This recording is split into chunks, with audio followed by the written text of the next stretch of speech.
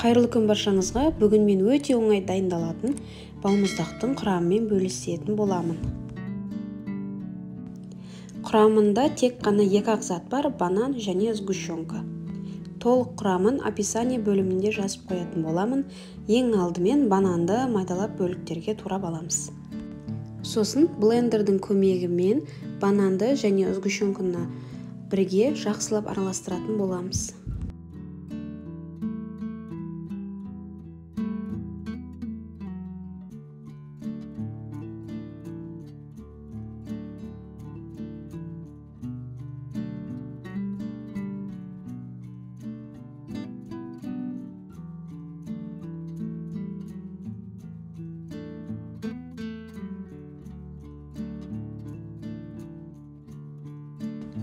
Блендермен араластырып болғаннан кейін енді өз қалауыңызша қоссаңыз да қоспасаңыз да болады. Мен шоколадты ұсақтап араластырдым.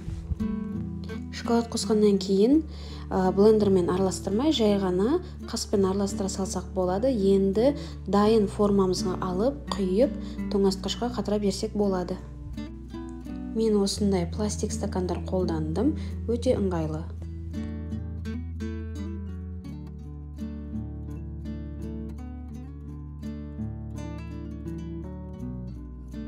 Аяқша салсаңыз да, салмасаңыз да болады, өз қалауыңызша.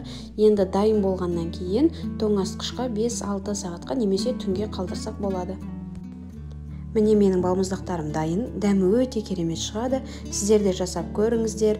Және де осы рецепт ұнаса, менің каналыма тіркеліп, лайк басуды ұмытпаңыздар.